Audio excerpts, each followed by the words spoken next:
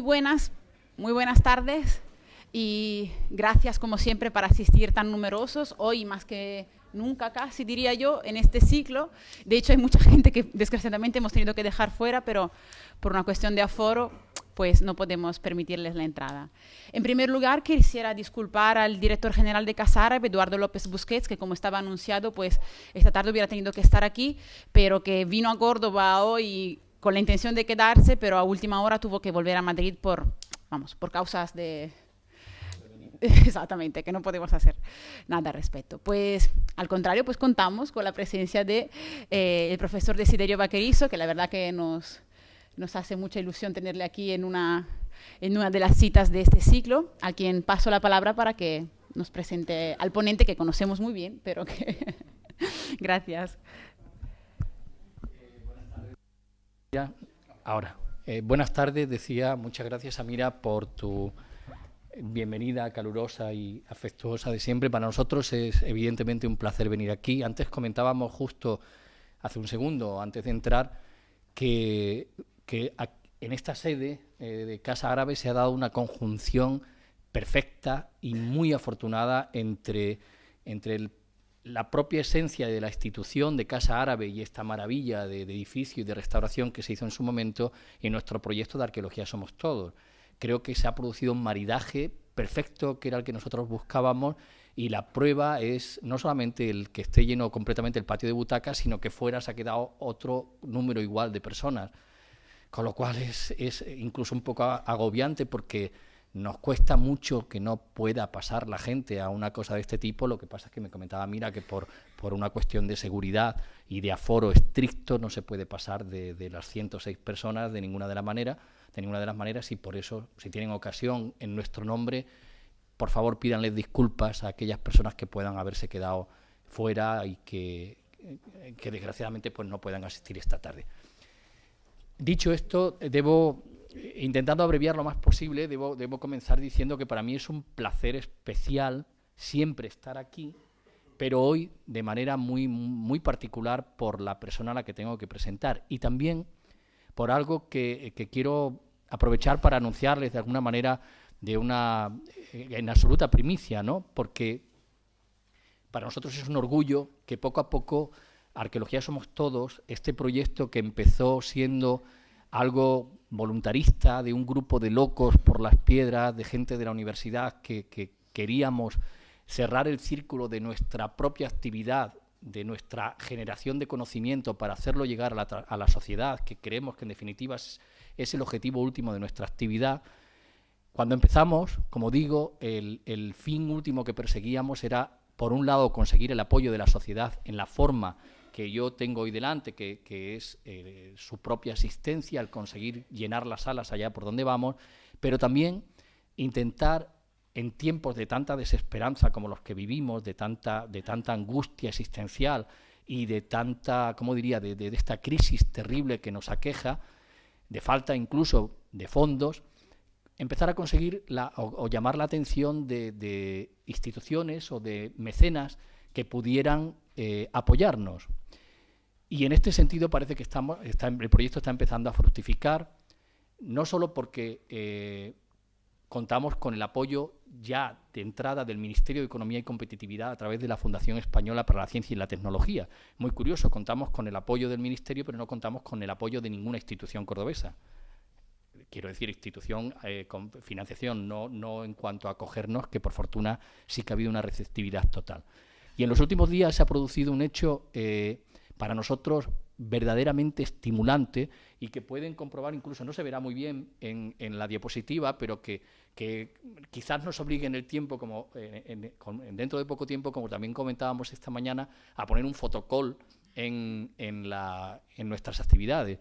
Y es que a través precisamente del Ministerio se ha puesto en contacto con nosotros la obra social de la Caixa para decirnos que nos han seleccionado como uno de los mejores proyectos de divulgación científica de España y están interesados en patrocinarnos.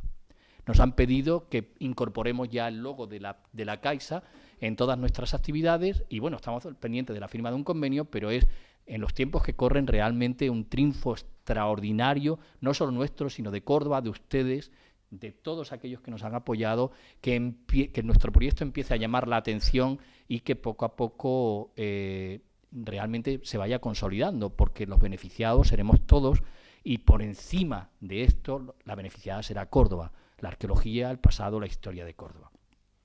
Bien, dicho esto, que son ustedes los primeros en conocer, porque no lo hemos dado ni a conocer, no lo hemos hecho ni público, ni lo hemos transmitido a la prensa, ni nada de esto, porque entendemos que nuestro trabajo es otro, paso a presentar al conferenciante, que como decía, para mí es un placer muy, muy especial presentarlo por muchos motivos que algunos de ustedes conocen. Alberto León Muñoz es un investigador como la copa de un pino, nuestro mejor especialista hoy en Córdoba, sin lugar a dudas, sobre el mundo islámico, concretamente sobre la Córdoba islámica, califal, sobre la transición entre el mundo tardoantiguo, el mundo medieval y sobre la propia morfología de la Córdoba islámica. Pero para mí, por encima de todo, es una gran persona a la que tengo el honor de conocer desde que era un niño, desde que tenía 18 años, con una vocación de estas a prueba de bombas. Ya a los 18 años sabía que quería ser un arqueólogo y que podía llegar a ser lo que hoy es.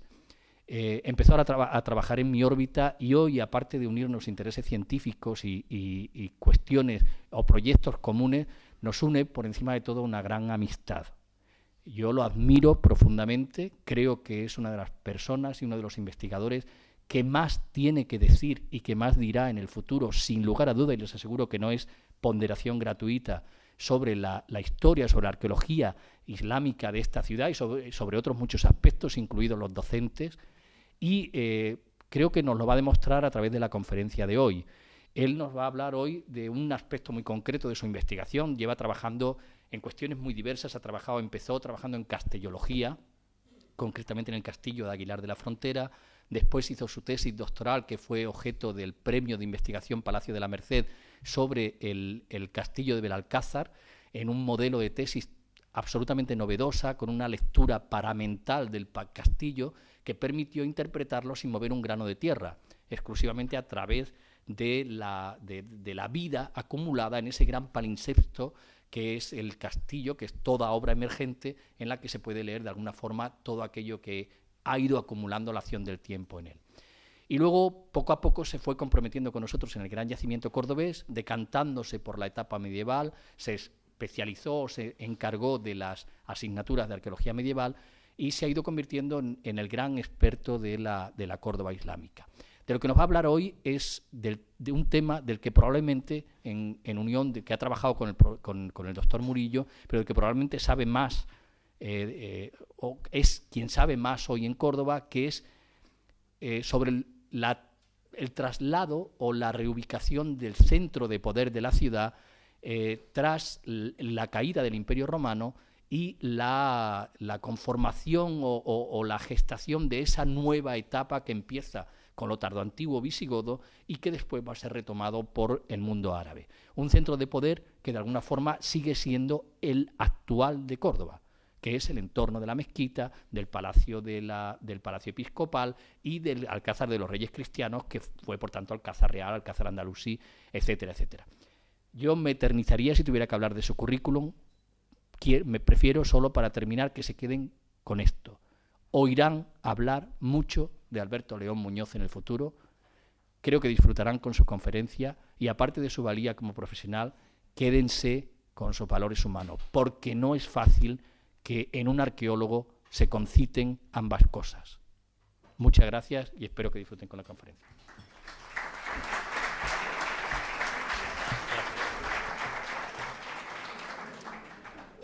Bueno, yo creo que esto ya es todo, porque a partir de ahora lo que yo vaya a decir creo que está de sobra.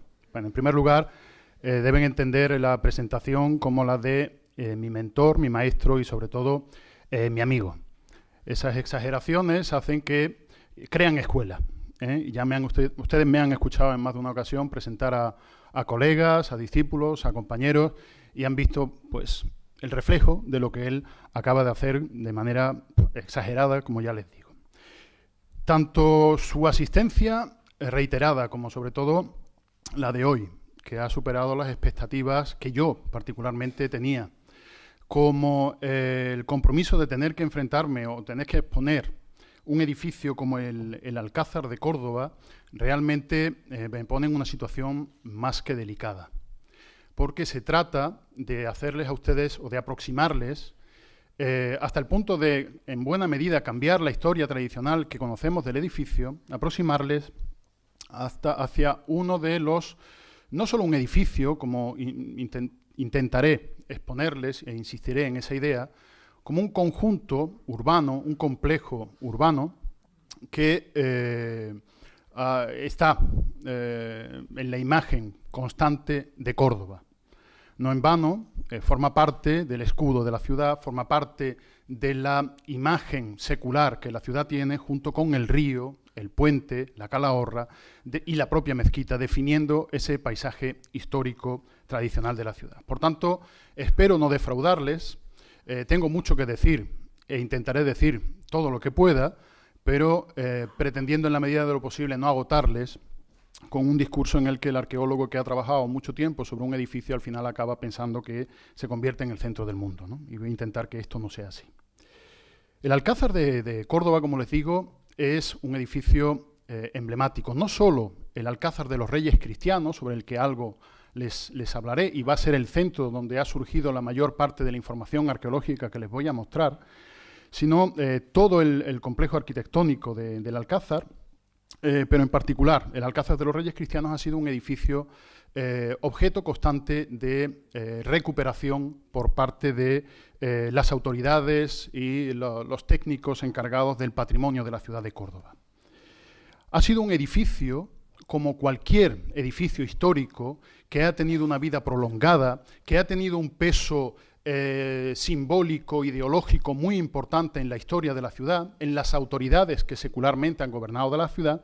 Es un edificio que está en constante transformación. Desde, ya verán, las primeras construcciones que se llevan a cabo en ese lugar con este carácter áulico, desde probablemente el siglo V hasta prácticamente finales de la Edad Media. Intentar sintetizar más de 1000 años de historia de un edificio en una hora es complicado. Lo voy a intentar, aunque no les garantizo nada. Este edificio ha sido objeto de transformación, de remodelación, de reestructuración, como una parte de un todo mucho más amplio, incluso en época moderna, cuando fue sede del Tribunal de la Inquisición, en el que pues se llevaron a cabo intensas obras de remodelación, con posterioridad cuando fue cárcel provincial, hasta los intentos de recuperación por parte del alcalde Antonio Cruz Conde a mediados del siglo XX.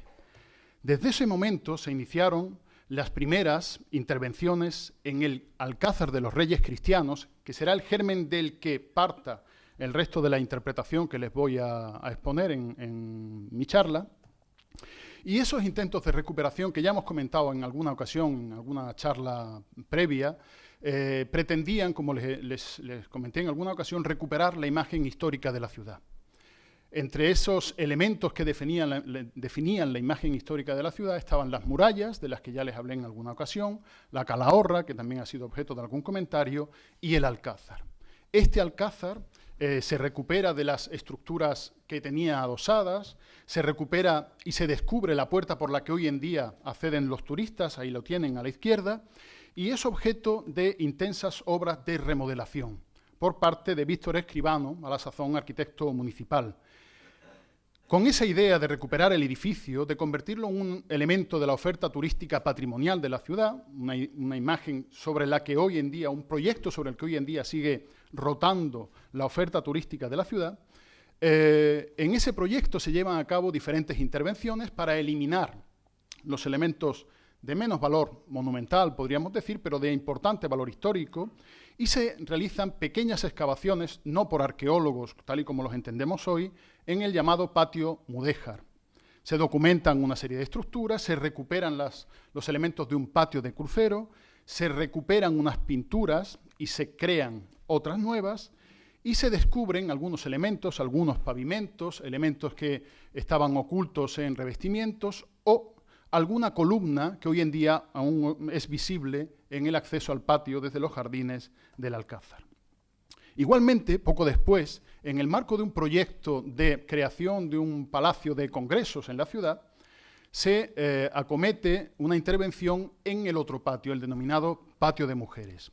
Esta intervención supone, en primer lugar, la demolición de todas las estructuras vinculadas probablemente con elementos de época moderna, de las reformas acometidas por la Inquisición, todavía visibles en los años 60, muy deterioradas, también probablemente de la cárcel, una imagen que está bastante de actualidad con esa crecida del Guadalquivir, con el proceso de deterioro, y que en esta obra supuso, en este proyecto, supuso la eliminación de todos los elementos para construir un nuevo proyecto.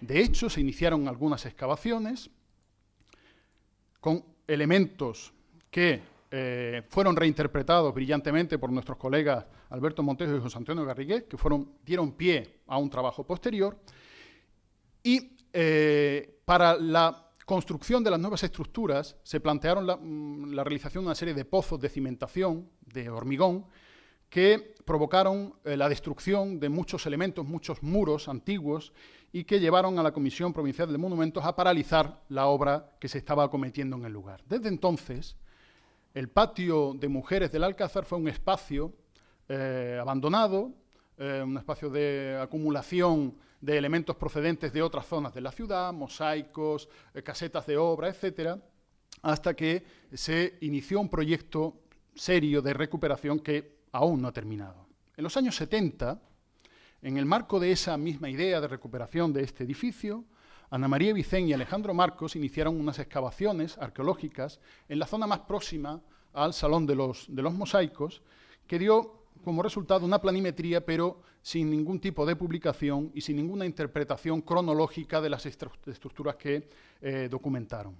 Aún hoy en día siguen en esas condiciones, pero los resultados de excavaciones y trabajos que hemos desarrollado con posterioridad están permitiendo reinterpretar o al menos incorporar algunas de esas estructuras a fases de cierta importancia en la evolución de este edificio.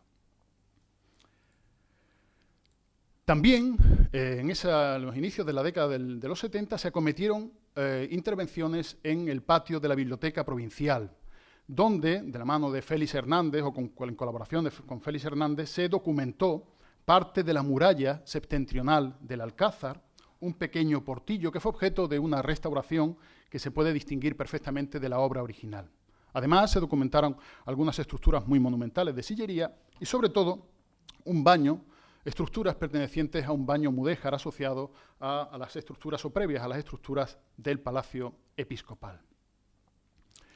La última intervención que pudiéramos denominar prearqueológica, si me permiten esa expresión, se desarrolló en el año 1980 con la intención de la mano del proyecto de reconstrucción de la torre suroriental del Alcázar, la llamada Torre de la Vela, que no ha sido publicada tampoco, pero que dio como resultado la aparición de una serie de estructuras muy potentes que ahora después intentaremos integrar en nuestro discurso, y que fueron interpretadas, y esa interpretación fue corregida, como la muralla meridional de la ciudad. La construcción de esta torre permitía casar, cerrar, reforzar el ángulo del edificio, pero distorsionó mucho su imagen histórica, pues fue destruida esa torre a mediados del siglo XIX para ampliar el acceso por esa vía, por la avenida Santa Teresa Jornet. Dentro del Alcázar andalusí, muy acertadamente denominado así por Montejo y Garriguet, dentro del Alcázar andalusí no solo están las estructuras del Alcázar de los Reyes Cristianos, como veremos, sino que también en ese complejo arquitectónico tan amplio se integran otros edificios, otros conjuntos, como los denominados baños califales. Estos baños, este edificio, este complejo, fue descubierto a principios del siglo XX, en 1903, reexcavado en los años 60 y abandonado prácticamente como vertedero abierto en el centro de la ciudad, hasta que se retomaron las investigaciones a principios de los 90 y definitivamente se cerró, se acometió la obra de musealización y puesta en valor del sitio, y hoy en día es un espacio visitable, pero no todo el mundo es capaz de entender que está integrado dentro de un complejo arquitectónico más amplio como es el del Alcázar andalusí. Además de esas intervenciones, algunas de las cuales ya les he comentado, estas que están marcadas en azul, En el año 1991 se acometieron otras intervenciones de apoyo a la restauración que dieron unos resultados, bueno, pues poco clarificadores. En cambio, en el año 1993 se acometió un proyecto de apoyo a la restauración de nuevo, en este caso acometido por dos miembros del área de arqueología de la Universidad de Córdoba, Alberto Montejo y José Antonio Garriguet, que pese a las limitaciones de tratarse de una obra de apoyo a la restauración y de sondeos muy pequeñitos al pie de los muros para dar la información que los arquitectos demandaban en relación con el estado de conservación del edificio, el origen del edificio, etcétera, pese a esas limitaciones, esta investigación fue mucho más ambiciosa y ya planteó una serie de hipótesis de trabajo muy sugerentes que en parte se han visto corregidas como consecuencia de la ampliación del espacio a analizar. Pero esta investigación del año 1993 fue el punto de partida de los trabajos que se acometieron a principios de la década de 2000 en el patio de mujeres y que en buena medida constituyen la base de lo que yo les voy a explicar hoy.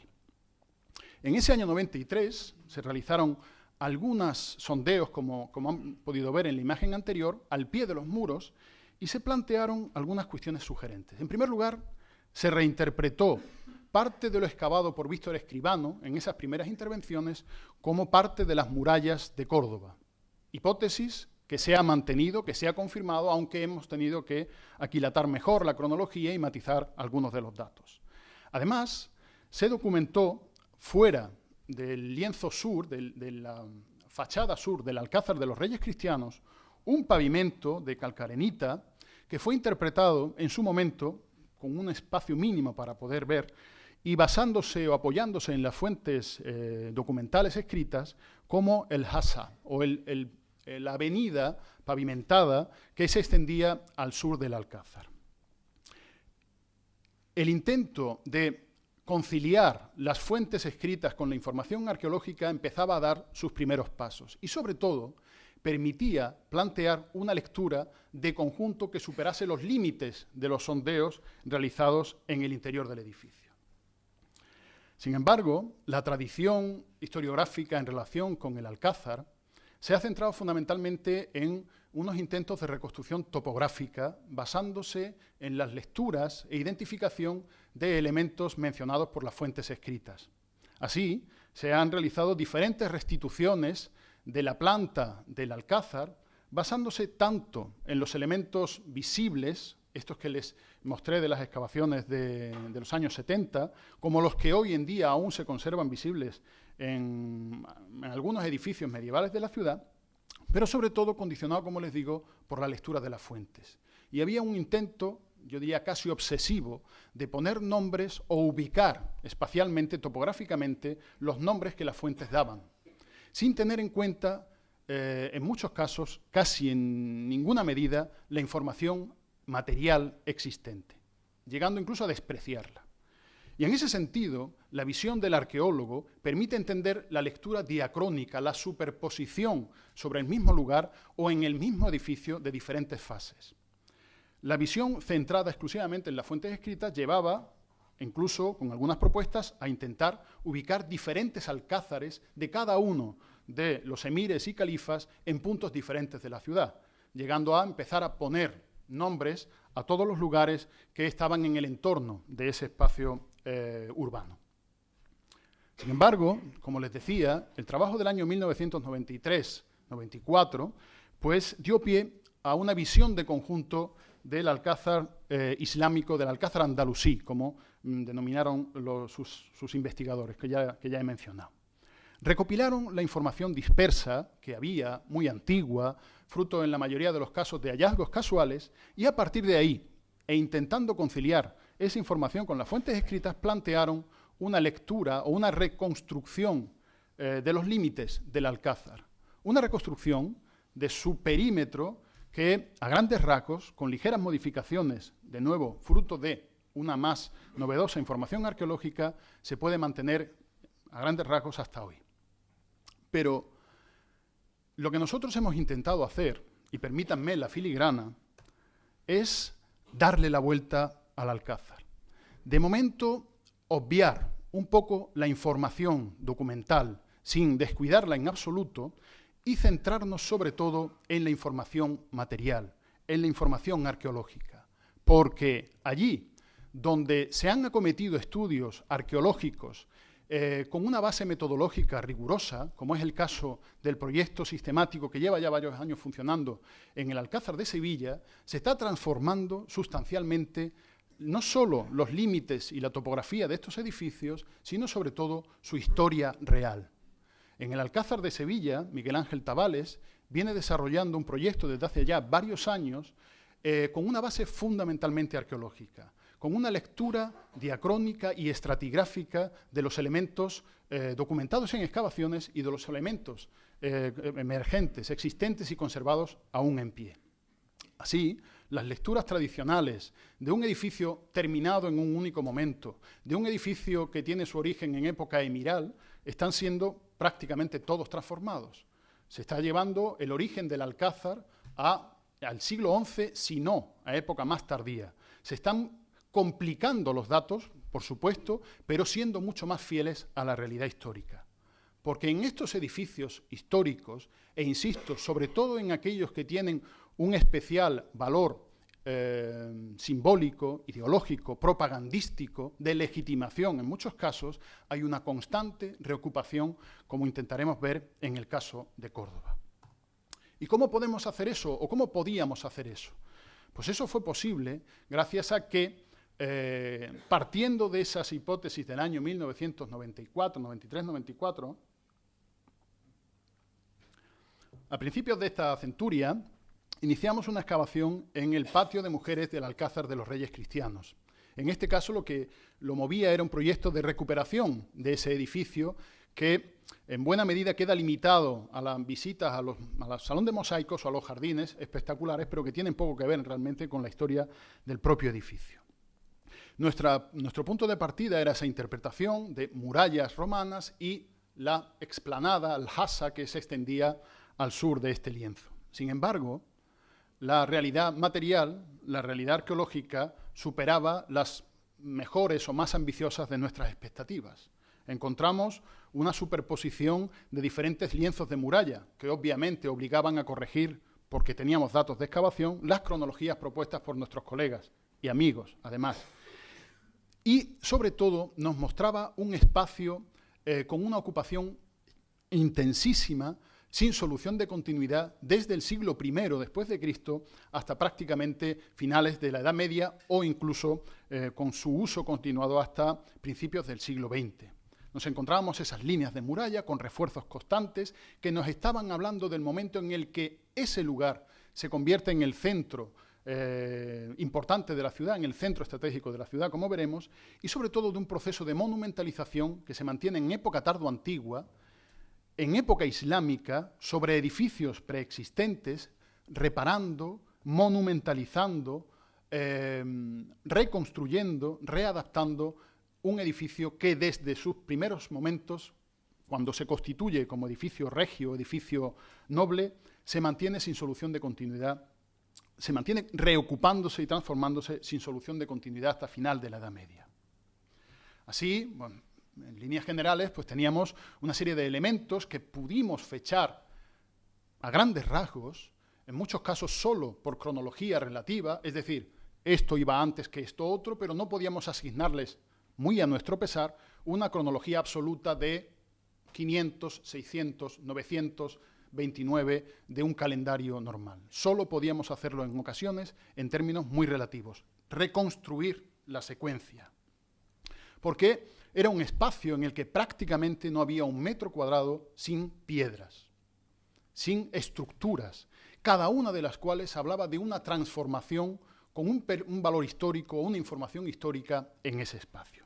Pero claro, habíamos ampliado mucho la escala, habíamos superado los límites de nuestros colegas del año 93-94, para envidia de ellos, sana, lo sé, pero para envidia de ellos, pero sin embargo, ¿qué podíamos hacer o qué podemos reconstruir del Alcázar con un espacio como ese?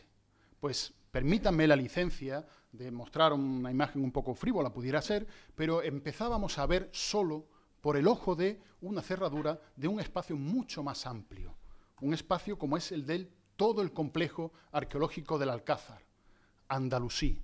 Tenemos una mínima parte, probablemente una de las partes más importantes porque puede ser el germen de todo el desarrollo, pero no, seguimos con las limitaciones de poder reconstruir la topografía y de poder reconstruir la distribución funcional. Imagínense, en Medina Zahara, mirar también, no con las excavaciones en extensión que se realizaron durante la primera mitad del siglo XX, sino intentando realizar una excavación en la actualidad en la que solo pudiéramos mirar por el ojo de una cerradura. Seríamos incapaces de poder reconstruir nada. Afortunadamente, los trabajos desarrollados durante los últimos 30 años han permitido reinterpretar el edificio y poner en pie un complejo arquitectónico de primer orden.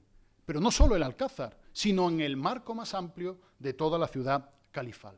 Pues algo parecido nos sucede en Córdoba, con el agravante, con la complejidad añadida de que estamos sobre con un espacio constantemente reocupado, constantemente reconstruido, en el que las estructuras más recientes han ocultado, han tapado, han forrado los elementos originales. Es una excavación y una interpretación verdaderamente complicada. Lo que estábamos intentando era intentar reconstruir la evolución de nos proponíamos era intentar reconstruir la evolución de este complejo a partir de un conjunto de excavaciones, de datos novedosos con respecto a lo que ya les he comentado, pero que seguía ofreciendo evidentes limitaciones. En esa vuelta del Alcázar, una de las cuestiones fundamentales en esa lectura diacrónica más que topográfica, insisto, es un cambio de planteamiento no total, pero parcial en la investigación, una de las cuestiones fundamentales era definir cuál era el origen de ese Alcázar, por qué se sitúa en ese enclave y cuándo se inicia la ocupación de ese espacio. Tradicionalmente, a partir, evidentemente, de las referencias textuales y de la investigación historiográfica sobre el mundo andalusí de Córdoba, había situado en ese sector el Alcázar, como ya han visto. Y en ese sector, a partir de las referencias documentales del momento de la conquista y poco después, se habla de la existencia del palacio de Rodrigo, del palacio visigodo. La hipótesis tradicional, sobre todo condicionada por esas lecturas documentales, y por la utilización de una parte del palacio como alminar desde el que se llamaba la oración en el proceso de construcción de la mezquita Aljama, a partir de esos datos, la investigación había situado el palacio visigodo en un punto interno de la ciudad, vinculado a la posterior mezquita Aljama. Sin embargo, esa ubicación hacía que se perdiese uno de los valores fundamentales de la ubicación en ese sector, que era el control de los tres elementos vitales de la ciudad. Por un lado, el río, que hoy estamos empezando a recuperar y con trabajos del profesor Vaquerizo se está empezando a constatar la importancia secular que ha tenido el río en la historia de la ciudad, el puente como elemento esencial de comunicación de Córdoba, con todo el sur peninsular, y el espacio que existía probablemente de carácter comercial al oeste del Alcázar, al oeste de la Medina, al oeste del recinto amurallado. Un edificio aislado en el interior perdía las posibilidades de controlar directamente esos tres elementos fundamentales. Además, perdía un poco la vinculación o reducía la escala del fenómeno urbanístico de Córdoba en relación con otras ciudades, como después veremos.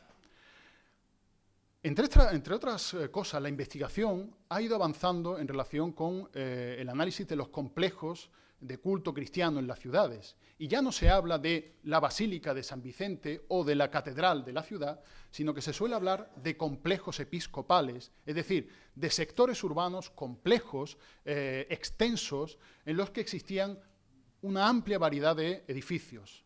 La Basílica episcopal, el batisterio, el palacio del obispo, almacenes, espacios de recepción, palacios. Algo similar debió suceder con el complejo civil, o lo que nosotros hemos venido a denominar complejo civil. La utilización del término palacio, que es muy discutida para este periodo, hay que entenderla no como un único edificio, sino como un ente que abarca multitud de estructuras, espacios de representación, probablemente espacios defensivos, espacios de almacenamiento, de actividades públicas, etc. Por eso nosotros hemos interpretado, junto al profesor, al doctor Murillo, hemos interpretado la configuración urbanística de este sector de la ciudad con ese binomio que es constante en las ciudades hispanas de complejo episcopal y complejo civil. Sabemos algo de los restos del complejo episcopal, ya les hablará, supongo, Pedro Marfil en su conferencia, pero nosotros nos centramos en aquello que corresponde al complejo civil. Quizás sea uno de los datos, una de las fases más interesantes de evolución del Alcázar, porque nos permite ver el momento, no con mucha precisión, pero el momento en el que ese sector se consolida como el centro de poder civil de la ciudad. Aunque tenemos bastantes problemas para poder aquilatarlo con precisión, y sobre todo por esos términos relativos, creemos que en el siglo V, y con antelación hay un especial interés por renovar las murallas de la ciudad, a partir del siglo V y en el siglo VI, ese espacio se configura como el centro áulico de la ciudad. En las excavaciones del Alcázar, del patio de mujeres del Alcázar de los Reyes Cristianos, documentamos una serie de estructuras, probablemente no todas construidas en el mismo momento, que nos están hablando de la importancia de ese espacio. En primer lugar, documentamos, y eso es un elemento que verán que se mantiene y perdura hasta el final de la Edad Media, documentamos un muro muy bien construido en sillería de calcarenita que cierra el Alcázar por su lado oriental. Es este muro que tienen ustedes aquí, visto en alzado, y que por relaciones estratigráficas relativas nos llevaría a un momento de entre el siglo V y el siglo VI. Ese muro continuaría probablemente más al sur, y quizá fuese el muro que se documentó en la excavación del año 1980, cuando se intentó recuperar la Torre de la Paloma, la Torre de la Vela. Además, documentamos o reinterpretamos, como nuestros colegas hicieron en su momento con datos previos, la existencia de una torre que ellos consideraron, porque no pudieron excavar más, como de época bajo medieval. Nosotros consideramos que esas estructuras pudieron formar parte del punto de flanqueo de una de las puertas de acceso a la ciudad vinculada con este edificio que nosotros hemos venido a denominar Castellum, un recinto que sobresale de la línea de muralla de la ciudad. Esta torre, que hoy en día es visible porque se ha acondicionado y que aparece en un dibujo del siglo XVI, probablemente no la torre que ahí se ve, sino la cimentación de esa torre pudiera corresponder a esta fase tardoantigua. Dentro es donde encontramos elementos de mayor empaque, de mayor entidad, aunque no podemos reconstruir por esa dispersión de las estructuras lo que les comentaba con antelación. Dentro hemos podido documentar unos muros de sillería reutilizada, monumentales, dotados de accesos con una serie de puertas y puertas secundarias que permitían el tránsito por el interior de ese edificio. La construcción sobre la muralla, el cerramiento del espacio inmediato a la muralla y la monumentalización de este sector con este tipo de estructuras no puede ser prerrogativa de alguien que no sea la autoridad civil de la ciudad. Además, hay elementos de cierta entidad decorativa, los pocos que hemos podido documentar en la excavación, como esta especie de cancel o algunos capiteles que se documentaron, por desgracia, fuera de contexto, en un contexto almohade del interior del recinto. Pero quizá lo más llamativo sea la documentación de una serie de columnas, de fustes de columnas en pie, todavía conservados en pie, pero forrados por estructuras posteriores, que, de nuevo, por esos términos relativos que les he comentado con antelación, por esa lectura estratigráfica, nos llevan a situarlos en época tardoantigua. Hemos documentado dos de estas alineaciones de hileras de columnas, restos de pavimentos que contaban con una columna, como ven ahí en la huella, y que coincide, curiosamente, con el diámetro de esta otra columna que está fuera de la alineación previa. Hemos documentado, o documentamos en su momento, una columna o la base de una de esas columnas, pero pues embutidas en muros o mellas que nos impedían poder precisar con seguridad el momento en el que ese edificio fue construido. Pero además la entidad de estos elementos, todos de acarreo, todos reutilizados, dentro de ese recinto y no fuera, porque también se encontraron algunas columnas por parte de Samuel de los Santos Gener en la calle Santa Teresa Jornet, pero la distribución de esos elementos no solo queda situada en el interior del patio de mujeres, sino que, gracias a la generosidad de Alberto Montejo, que fue el que siguió el desarrollo de las obras de restauración del Alcázar, me facilitó fotografías de columnas que aparecían embutidas en el muro occidental de cierre del Alcázar de los Reyes Cristianos, que en su momento resultaban verdaderamente complicadas de entender, pero que responden exactamente a la dinámica que hemos podido ver en el patio de mujeres del Alcázar. Así las cosas, nos encontramos con, del resumen de todo esto, nos encontramos con un espacio que creemos que está fortificado.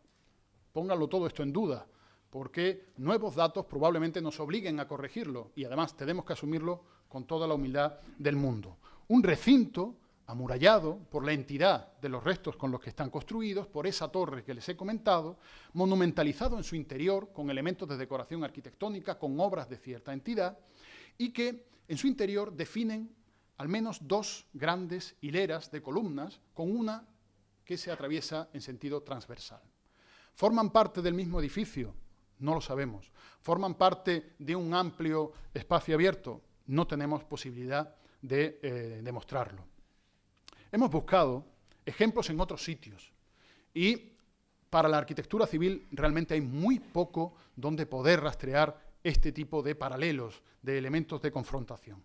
Tenemos, sin embargo, referencias arqueológicas del conjunto episcopal de Barcelona, conservado en el Museo de Historia de la Ciudad y uno de los modelos de investigación sobre época tardoantigua, donde se ha documentado o se ha reconstruido la apariencia de un espacio columnado que curiosamente se interpreta como el aula episcopal, el lugar donde el obispo recibiría las comitivas públicas, realizaría su función pública, no estrictamente religiosa.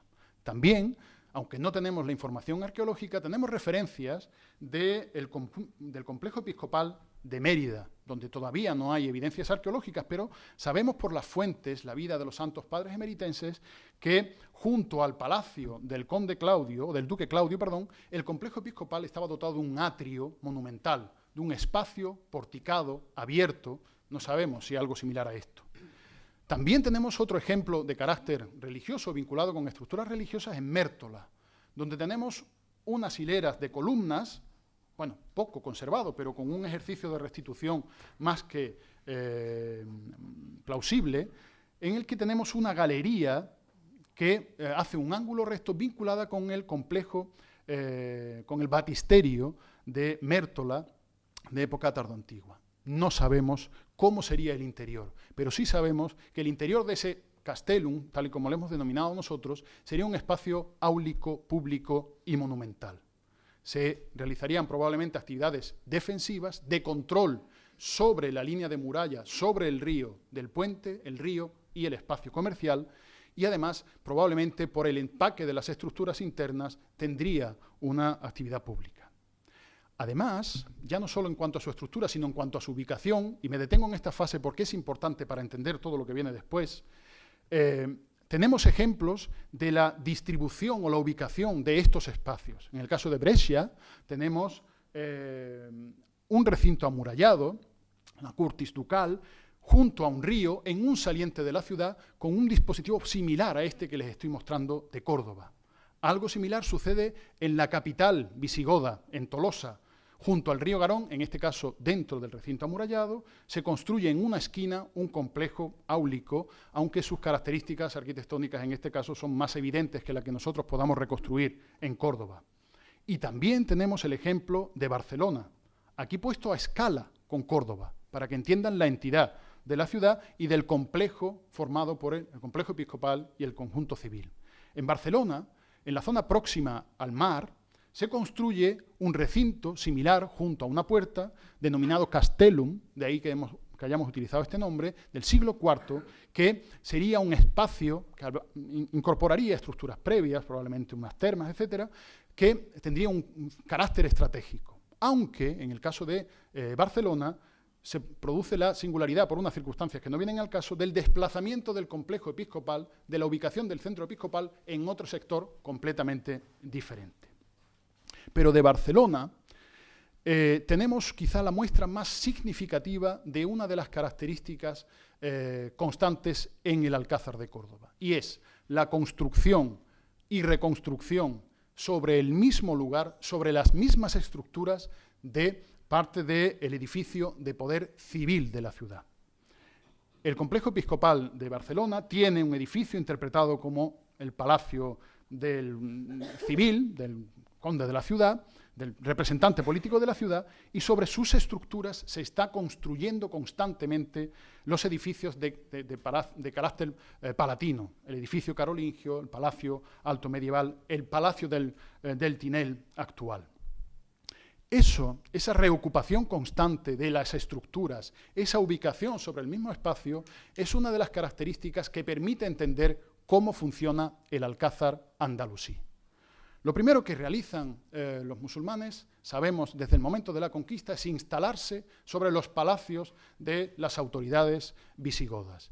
Y una de ellas, precisamente, es ese palacio del Rodrigo, ese palacio visigodo, o una de las dependencias de ese palacio visigodo. De ahí que, en buena medida, el centro se mantenga por los valores estratégicos que ese enclave tiene desde el primer momento. Pero, en absoluto, es posible pensar que desde el primer momento queda establecido y definido el espacio del Alcázar cerrado en un único proyecto constructivo, como tampoco lo fue la propia mezquita Aljama. Los dos edificios se convierten en los edificios de la dinastía Omeya. El caso de la mezquita, bien estudiado por Manzano, bien establecido ya por Manzano, y en el caso del Alcázar lo tenemos por las constantes evidencias materiales de reocupación y de remodelación del edificio. Probablemente en las primeras etapas, las de Abderramán I, las de los gobernadores, Abderramán I y San I, lo que hay es una reocupación de espacios, de dependencias, de instalaciones, como algunas de las que después veremos. Pero no es probablemente hasta época de Abderramán II cuando el edificio empieza a quedar definido como tal, en un proceso de crecimiento paralelo del Alcázar y la mezquita. De esas primeras etapas de ocupación islámica y de remodelación del edificio, realmente tenemos muy poco, porque es muy difícil precisar la cronología en pocas décadas de transformación. Pero pensamos que uno de los muros que regulariza la antigua línea de muralla, regulariza una torre que es arrasada en época visigoda, esta estructura en concreto, realizada con material de acarreo, con elementos de reutilización de edificios romanos, probablemente sea de los pocos restos que podamos identificar de las primeras construcciones omeyas. Sin embargo, es probable, como les digo, y es una hipótesis que tendremos que contrastar en diferentes puntos y ampliando la investigación, como intentaré concluir al final de mi exposición, creemos que es en época de Abderramán II cuando se lleva a cabo el programa arquitectónico de definición a grandes rasgos de los límites del Alcázar. Y según las lecturas estratigráficas, lecturas paramentales que ha hecho Pedro Marfil, muchos de los elementos visibles hoy en día en alzado, la fachada oriental del Palacio Episcopal, los restos de las torres visibles en el patio del Palacio de Congresos o parte de las estructuras, de la biblioteca provincial, pudieran corresponder a este proyecto arquitectónico. Pero además de ese proyecto arquitectónico de delimitación de los lienzos del Alcázar, sabemos también que Abderramán II acomete un proyecto de monumentalización de todo el entorno, creando un gran aparato arquitectónico del que sí hemos podido contrastar evidencias arqueológicas. En concreto, en la zona del arrecife, el Al-Rasif. En tiempos como los que estamos viviendo, de crecidas y de lluvias constantes, les debió salvar de más de un apuro al Alcázar. Lo que se realizó en su momento, en la década del 820, a finales de esa década, fue la construcción de un malecón, de un gran muro, sobre el que se construyó el arrecife, el camino empedrado, el camino pavimentado de losas, que se ha documentado, fechado y contrastado arqueológicamente. Además de la lectura estratigráfica realizada sobre los lienzos por parte de Silvia Carmona y el equipo de investigación y de trabajo de las escuelas taller Murallas de Córdoba. Eso en cuanto a la cara interna, pero el paramento externo también se ha documentado y tendría una apariencia ya de materiales labrados ex professo, labrados, extraídos desde cantera para construir un espacio monumental de la ciudad. Creemos que esto construido a finales del 820, de la década del 820, debió ser quizá un modelo tomado en Mérida para la construcción de la Alcazaba, en la que se rompe la muralla, se adelanta la fachada hasta apoyarse prácticamente en el malecón que existía de época romana.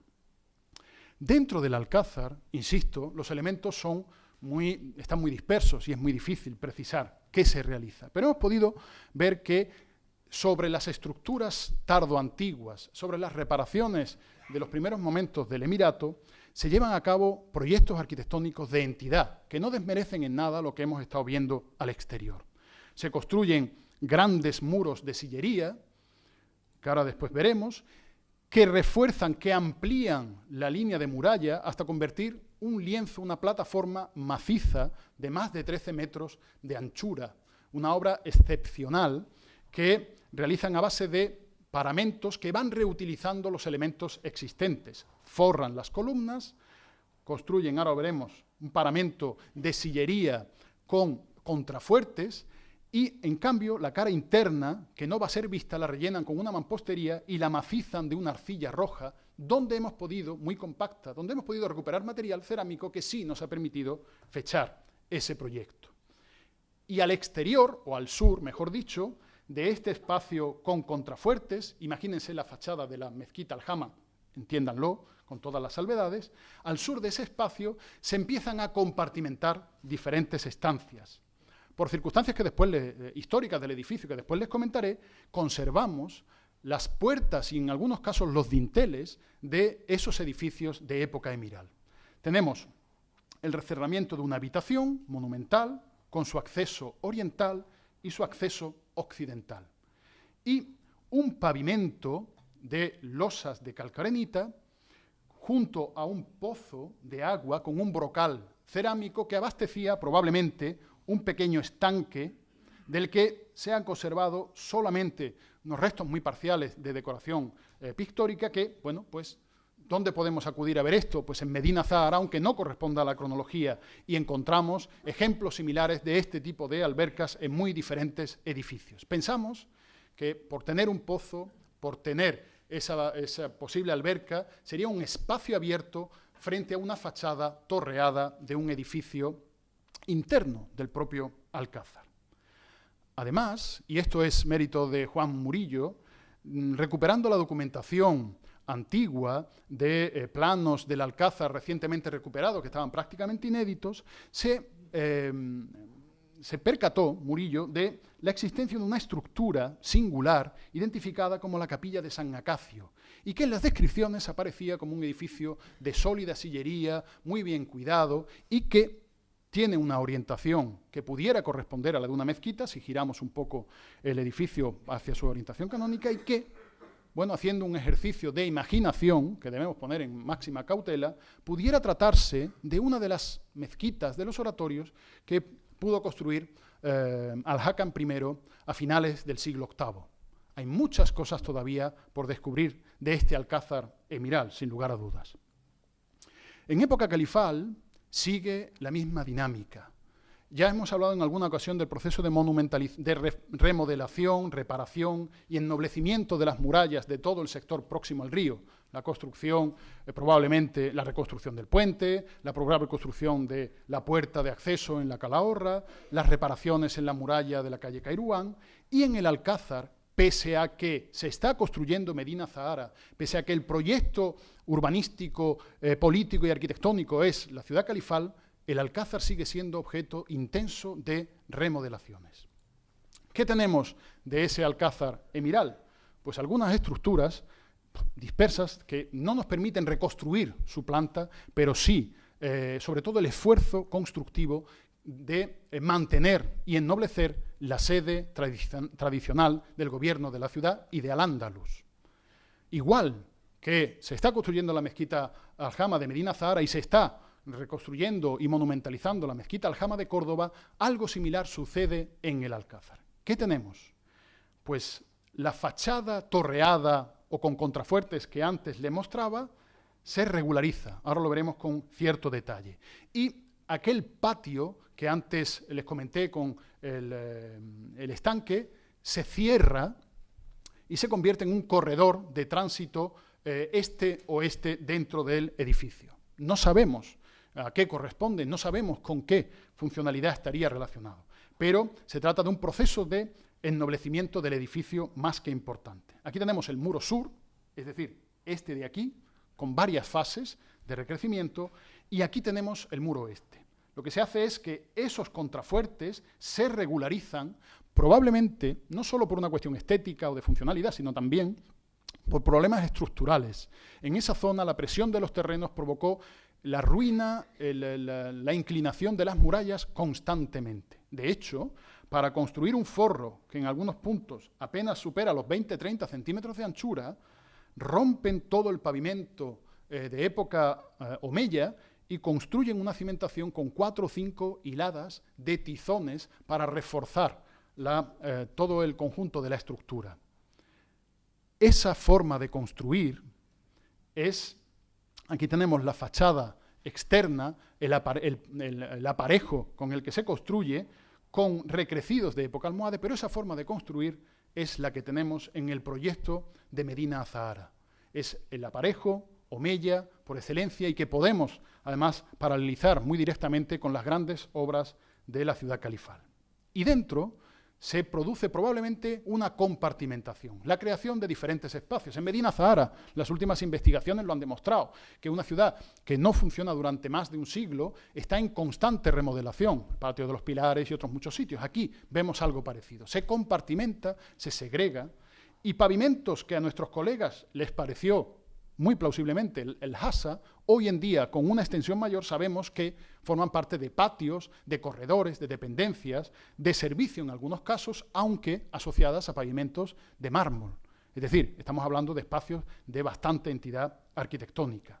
Similares, de nuevo, donde tenemos más posibilidades de verlo, a los de Medina Azahara, los de las casas de Chafar, viviendas de servicio, etcétera, con sus propias piletas de saneamiento. Otras pequeñas estructuras hemos podido documentar en sondeos realizados al pie del Alcázar en su parte exterior, del Alcázar de los Reyes Cristianos, y nos han confirmado pues, la existencia de esas estructuras omeyas, pero sin posibilidad de reconstruirlas. ¿Cómo pudieron funcionar? Pues imagínense cualquiera de los sectores urbanísticos de Medina Azahara, tanto amplias viviendas como las de servicio, con un patio central rodeado de crujías, o pequeños corredores de transición entre un espacio y otro. En el Alcázar de Córdoba, por desgracia, hoy todavía no estamos en condiciones de poder plantear una interpretación planimétrica de estos conjuntos. Además, la ampliación de la mezquita por parte de Al-Hakam II supone la transformación del propio Alcázar en su fachada exterior. Supone la anulación del Sabat de Abdalá y la construcción por parte de Abderramán, de Al-Hakam II, de un nuevo pasillo, de un nuevo pasadizo que ponía en comunicación su Alcázar, por tanto, llegaba hasta la muralla sur, como plantearon en su momento Garriguet y Montejo, y que además se ha documentado recientemente en excavaciones realizadas por parte del extinto, por desgracia, convenio de colaboración entre la Gerencia de Urbanismo y la Universidad de Córdoba. Pero ese Alcázar es probablemente en momentos de cierta inestabilidad o de transformación, parte de sus estructuras se anulan, se transforman. Igual que sucede en otros sitios, como después veremos, en la propia Medina Azahara, se anulan algunas de las puertas, se ciegan algunos de los vanos, se condenan algunos espacios que ya no tienen acceso, como por ejemplo este que tienen ustedes aquí, se condena la puerta, lo que ha permitido, como curiosidad, conservar parte de la estructura metálica del interior de la puerta. Ya sé lo que me va a decir. Ustedes tosan fuerte cuando... No tosan tanto. Cuando vean que se aburren, y ya seré yo el que tendrá que darse prisa en terminar. Bien, además de la anulación de esos vanos, de esas puertas, se incorporan otros elementos como las cimentaciones de escaleras que permitían salvar los accesos que estaban anulados con antelación. Es decir, hay un proceso de transformación Esto sucede en Medina Zahara, como ya les estoy reiteradamente poniendo como ejemplo. Se cierran espacios, se condenan habitaciones. Algo similar está sucediendo en el Alcázar cordobés. Pero además, los nuevos datos de las excavaciones planteadas en el marco de nuestro extinto convenio han permitido completar, ya no solo por el sur, con los datos que les he mostrado hasta ahora, sino por el norte, los límites del Alcázar. Los baños probablemente debieron provocar alguna alteración en el trazado del Alcázar. Quizá también, como consecuencia de alguna inestabilidad interna, se lleva a cabo un proceso de traslado y cierre de la zona septentrional del Alcázar, con un trazado zigzagueante que se ha podido documentar en las excavaciones del denominado garaje Alcázar. Unas estructuras potentísimas de sillería que se han visto ampliadas, probablemente con algún puesto de guardia, algún punto de acceso, que se han visto documentadas, insisto, y ampliadas con las obras del parking, que ha permitido conservar unos restos de la entidad del propio Alcázar que estamos viendo.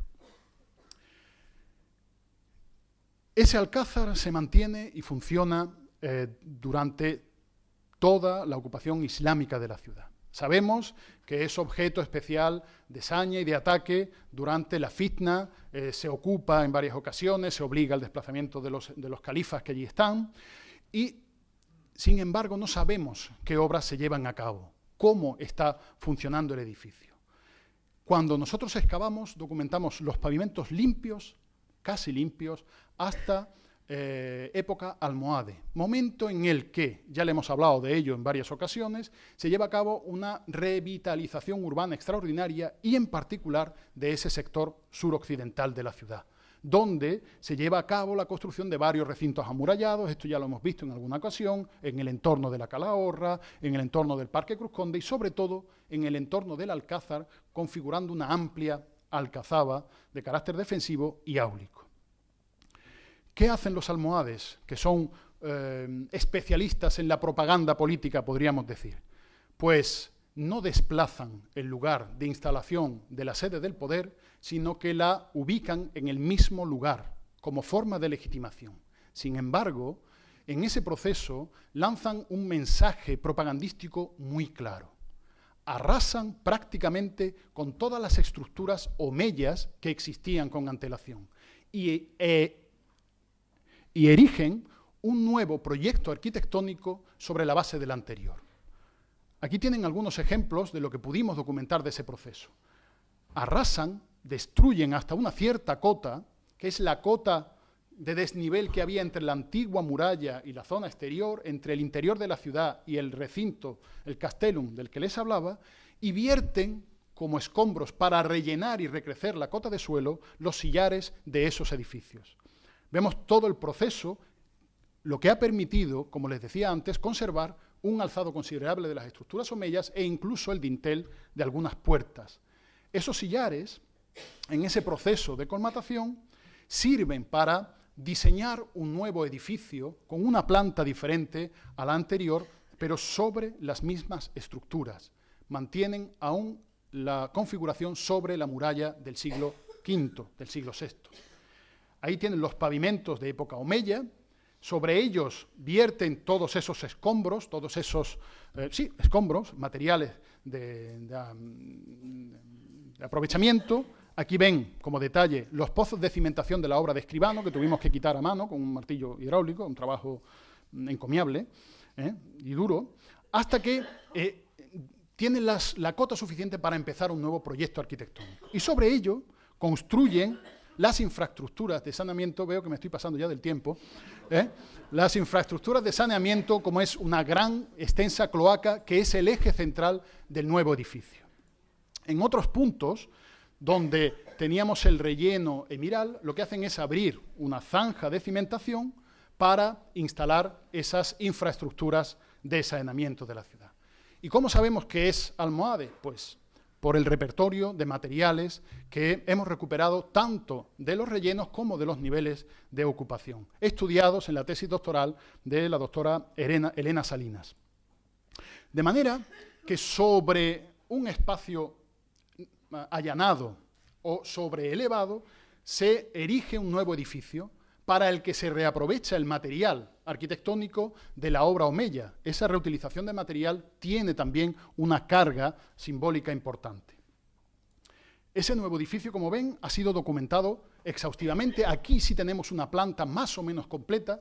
Por desgracia creemos que de la zona de servicio, no de la zona áulica por excelencia. Ahora le comentaré esto. Y hemos podido documentar en un exhaustivo trabajo de dibujo por parte de los técnicos del convenio entre la Gerencia Municipal de Urbanismo y el Ayuntamiento de Córdoba, un trabajo verdaderamente duro y encomiable. Hemos podido documentar esos niveles de relleno con las estructuras que definen un nuevo edificio, como les digo, con un eje vertebrador que es la cloaca principal. Y a partir de ahí, el acceso en zigzag, podríamos decir, porque todavía hay una ligera pendiente, un ligero desnivel en esa nueva obra, un trazado en zigzag abriendo hacia diferentes estancias. Y tenemos las puertas de esos edificios, hasta una crujía que lleva probablemente a un nuevo sector, que es el patio occidental, el tradicionalmente denominado patio mudéjar o patio morisco. Aquí tenemos algunas de esas puertas, niveles de relleno sobre los pavimentos omeyas, y aquí tenemos esas puertas, este es el mismo muro, esas puertas que a su vez son cerradas, como vimos en época omeya, son cerradas en una fase de transformación de época almohade.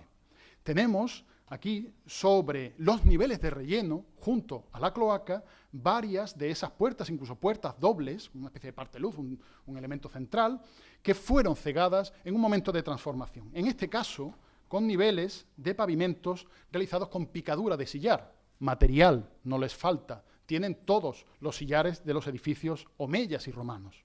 De hecho, tenemos la curiosidad de que la cloaca, los dinteles de la cubierta de la cloaca varían su módulo en función de dónde están extrayendo el material de expolio. En otras zonas, donde hay alguna pequeña rampa, utilizan pavimentos realizados con losas. Es decir, es un espacio de cierta entidad, pero probablemente de servicio con respecto al espacio central. Y algunas estructuras que al inicio de nuestro trabajo veíamos como probablemente de época moderna y que habían sido excavadas por Ana María Vicén Alejandro Marcos o descubiertas porque se conservaban en pie, tienen ahí casi 5 metros de alzado, y fueron demolidas por Víctor Escribano, resulta que son obras omeyas. Es decir, además, levantan estos edificios con sillería de acarreo hasta prácticamente la cubierta de estos espacios, con puertas dobles, como les comento, probablemente más nobles mientras más próximas al espacio áulico, y otra puerta un poquito más modesta en esta zona, cegada también en un momento posterior. Sí mantienen de forma constante, como les decía, el muro de cierre oriental.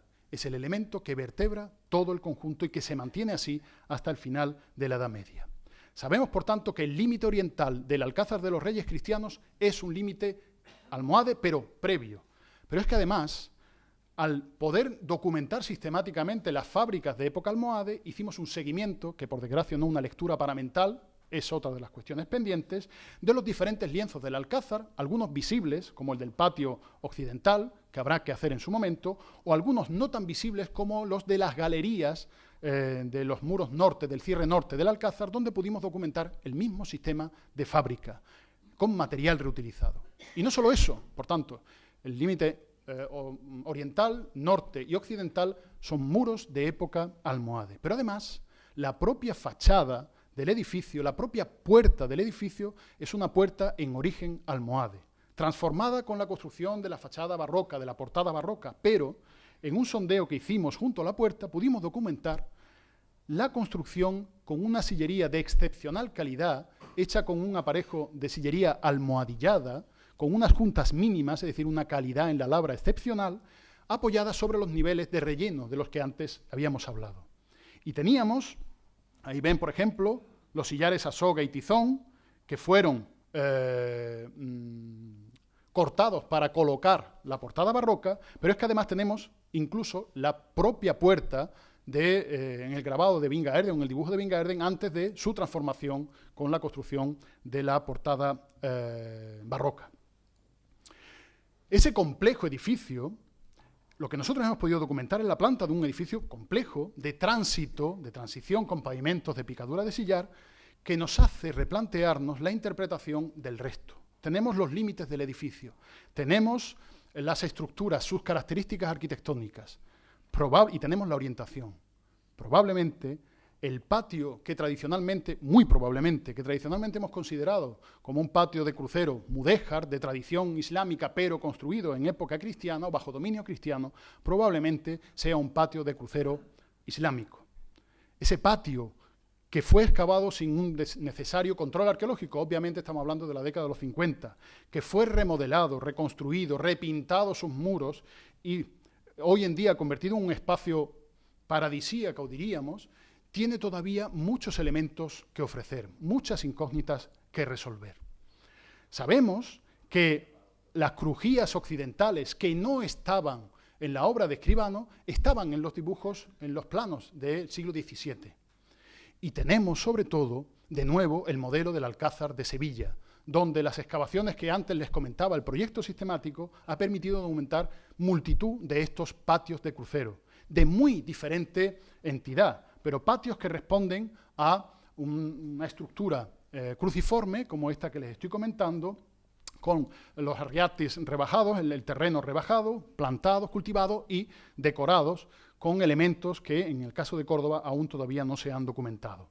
Muy diferentes, el patio del yeso, el patio de la contratación, el patio del crucero, etc.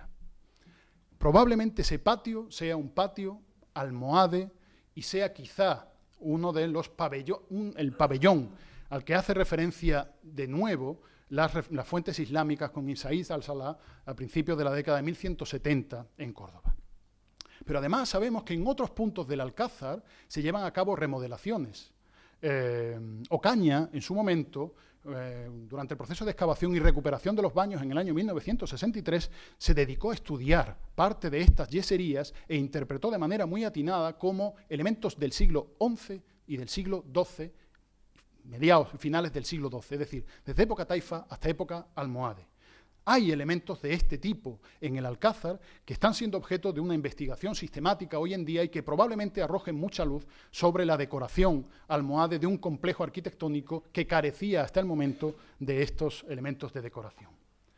También, al norte, en el Alcázar, la puerta, probablemente la puerta de los baños, recientemente documentada por Sonia Vargas en el proceso de seguimiento, se ciega en época almohade, se construyen una serie de elementos al norte, se arrasa parte de la estructura, igual que hemos visto al sur, en el cierre septentrional del Alcázar. Por tanto, lo que hay es un proyecto integral, intensivo, sistemático y costoso de remodelación del antiguo centro de poder. ¿Y dónde está sucediendo esto? Pues de nuevo lo vemos en Sevilla, donde existen en un ángulo de la ciudad, sobre el Alcázar Omeya, un complejo arquitectónico, un proyecto de remodelación, ampliación y compartimentación de diferentes recintos amurallados, igual que lo que tenemos en la ciudad de Córdoba y sobre lo que ya hemos hablado en alguna ocasión. En este caso, el centro áulico sigue siendo el que fue desde el siglo V probablemente, mientras que en el entorno se remodela el malecón, se amplía el recinto amurallado, se cierra la gran alcazaba con ese recinto de tapial del que ya le hemos hablado en alguna ocasión y, por tanto, se amplía considerablemente el recinto, pero siempre, curiosamente, manteniendo el mismo espacio de prestigio. E igual que vimos en Sevilla, e igual que les comentaba anteriormente, con ese planteamiento diacrónico más que topográfico, no tenemos posibilidad de hacerlo, en Sevilla vemos que el Alcázar, almohade, se transforma en época cristiana, en época de Alfonso X, Alfonso XI, Pedro I, etc. Algo similar sucedió en el caso de Córdoba. El entorno urbano se mantiene, se amplía, el peso del río, el espacio estratégico, incluso en relación con la guerra civil entre Pedro I y Enrique II, adquiere de nuevo un especial valor con el episodio de la batalla del Campo de la Verdad. Pero dentro del Alcázar se reocupa. El espacio áulico es el que se reservan los reyes para sí, mientras que otras zonas del antiguo Alcázar Omeya se reparten entre la nobleza, el clero, etc. Y aquí se acometen algunas obras. Por desgracia, es la parte de la que menos información tenemos, porque es la más transformada, la más deteriorada por los procesos de transformación durante la ocupación por parte de como sede del Tribunal de la Inquisición. Hay algunas dependencias, restos de pintura con elementos castellanos, sin lugar a dudas, que están afortunadamente bien protegidos hoy en día, y al final de la Edad Media ese espacio sigue teniendo su carácter real e incluso es uno de los pocos que se remodela y se actualiza, podríamos decir, desde el punto de vista de las técnicas militares. Igual que la Calahorra, en ella se incorporan elementos adaptados a la artillería de fuego, de pólvora. En el caso del Alcázar de Córdoba se construye esta torre, la torre llamada Torre de la Inquisición, que se dota de una serie de cámaras de tiro con sus correspondientes troneras. Es un espacio central de la ciudad hasta sus últimas fases. Cuando es sede del Tribunal de la Inquisición, las estructuras del Alcázar que se transforman o que se amplían no son precisamente las del interior, salvo esas reformas que les he comentado, sino que las instalaciones se desplazan al entorno de los jardines del Alcázar, que hoy en día pues, no son posibles analizarlos. Y en esta interpretación realizada por Murillo de nuevo se pueden apreciar esos diferentes elementos que históricamente se van yuxtaponiendo en la ciudad. Y termino, ya tosan lo que quieran, y termino pues planteándoles una reflexión sobre este conjunto. El Alcázar es mucho más que el Alcázar cristiano. El Alcázar es el centro de la historia de la ciudad de Córdoba en época medieval, desde los primeros momentos, desde los albores de la época medieval hasta el final de la Edad Media. Hay elementos interesantes que nos sugieren algunas cosas, que nos están permitiendo replantearnos la propia historia del edificio, pero por supuesto que queda mucho por hacer. Tenemos que abrir esa puerta por la que hasta ahora solo mirábamos por su cerradura y empezar a completar el plano de ese complejo arquitectónico tan excepcional, siguiendo modelos como el que pudiéramos tener en Sevilla. Pero es que en Córdoba tenemos espacios como las huertas, los jardines de la Biblioteca Provincial, anhelada desde tanto tiempo ser objeto de investigación por Alberto Montejo, que es un yacimiento idóneo para poder desarrollar una labor sistemática de trabajo. Es un lugar que nos permitiría completar todas esas dependencias con una planificación rigurosa, bien concebida, sabiendo qué buscamos, porque lo que hemos encontrado es mucho más de lo que esperábamos. Y también nos quedan las lecturas estratigráficas de los elementos que hoy en día están en pie y que han visto que son muchos y que pueden cambiar sustancialmente la historia del edificio. Y sobre todo nos queda, y eso es un esfuerzo considerable, costoso, difícil en los momentos en los que estamos, hacer público esta información a través de este tipo de cosas, pero sobre todo a través de la musealización del sitio. Tiene serios problemas de cubrición, de evacuación de aguas, de comprensión de este mare magnum de estructuras, pero hay modelos en otros lugares, hablábamos de la Almoina, hablábamos del Museo de Historia de la Ciudad de Barcelona y de otros lugares donde la complejidad estratigráfica se solventa con trabajo, dedicación y sobre todo proyectos sistemáticos. Tenemos quizá una joya, un diamante en bruto. Y como somos muy brutos, nos lo podemos cargar sin darnos cuenta del tesoro que tenemos. Espero que esta charla, en la que me he extendido más de la cuenta, pero menos de lo que esperaba, haya servido para que ustedes se aproximen un poco a la idea de este edificio. Gracias.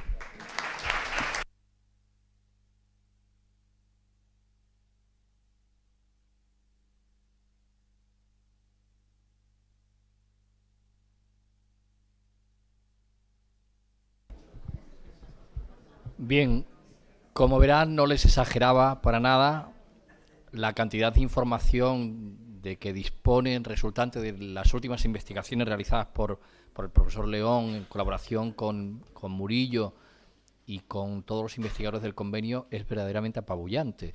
Y quizás para los cordobeses, para aquellos de ustedes que se enfrenten por primera vez a estas imágenes, sea sorprendente, pero muy efectivo comprobar hasta qué punto el subsuelo de Córdoba está preñado.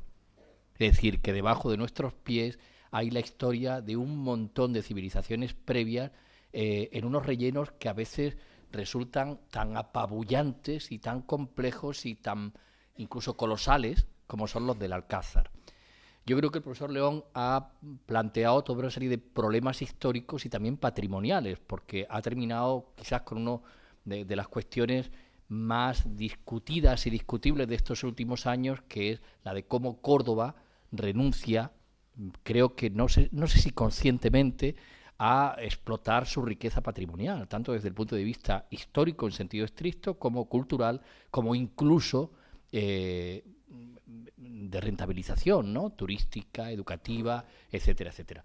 Son un montón de líneas de trabajo, de sugerencias que quedan ahí expresadas. Yo felicito muy sinceramente al profesor León, porque incluso yo, que le había oído y hablar de estos temas, he aprendido muchísimo hoy, y por supuesto creo que estaría dispuesto a resolver algunas cuestiones si les han quedado dudas o quieren plantear algún tema de debate. No tenemos mucho tiempo, pero si hay alguna cosa en la que podamos ayudarles o que él pueda resolver, estamos por supuesto a su disposición.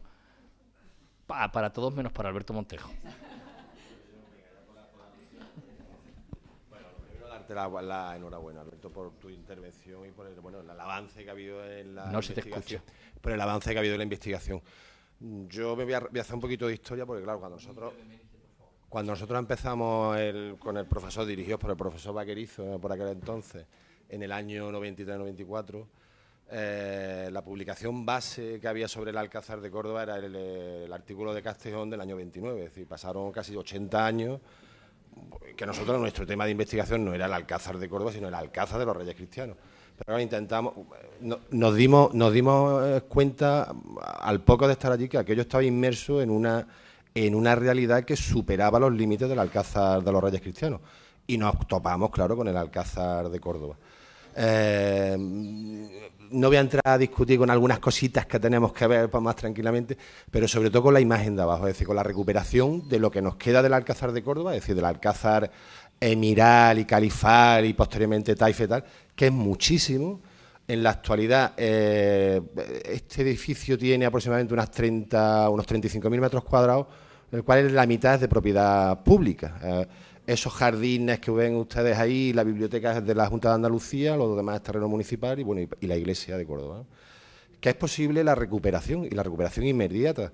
Ese jardín está abandonado porque tiene una cerca de 3 metros de altura y ojos que no ven, corazón que no siente, pero hay unas excavaciones desde los años 70 que realiza Félix Hernández y la directora del Museo de Córdoba, Ana María Vicén, y están ahí. Hay cientos de metros cuadrados excavados, con una estructura, unos restos muy importantes. Lo que pasa es que están llenos de maleza, yo últimamente no los he visto, y que requieren una musealización no costosa, es decir, que no hace unas pasarelitas y demás para que no se mate la gente, y desde luego permitir el acceso a esa zona e insertarla con la de los propios baños, porque claro, los baños parecen un meteorito que ha caído en mitad de esa zona y nadie se explica qué hacen unos baños ahí, que son muy bonitos y demás, pero no se incardinan, no se entienden en la realidad del complejo del Alcázar de Córdoba, ¿no?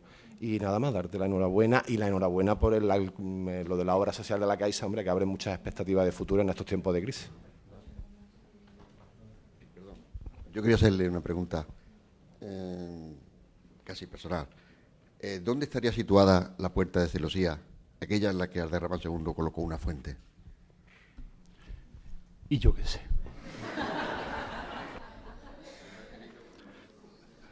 El arqueólogo tiene, en primer lugar, que reconocer sus límites.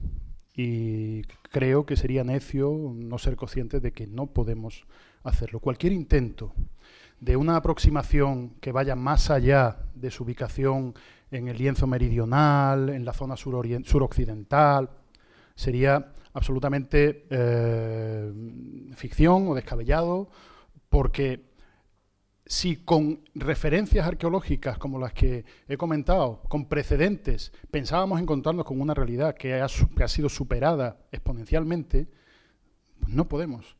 En Medina Zahara, donde tienen las plantas completas, donde tienen referencias textuales con mucho detalle, donde se habla de los nombres de los edificios, de la ubicación, la mejor decisión que tomaron durante parte del proceso de investigación fue evitar esas denominaciones funcionales y utilizar unas descripciones mucho más asépticas, pabellón basilical superior, etcétera, etcétera. ¿Cuánto más deberíamos hacerlo aquí? Porque además creo que uno de los lastres fundamentales que existen desde mi punto de vista, insisto, es la obsesión, paradójicamente, el peso de las fuentes. La obsesión por intentar ubicar nombres de fuentes en lugar de fuentes de elementos arquitectónicos en lugares de la ciudad, porque eso nos distrae de la interpretación histórica de los elementos arqueológicos que tenemos, los testimonios reales, materiales, directos que tenemos. Y nos lleva a obviar su cronología, a intentar forzar las interpretaciones. Por eso, cuando les hablaba y les ponía ese giro un poco de... una licencia que me he permitido, del Alcázar, era para huir de ese tipo de cosas y plantear otras direcciones. Cuando tengamos las plantas más completas, cuando tengamos las puertas en sí, cuando tengamos el trazado de elementos hidráulicos, empezaremos a plantearlo.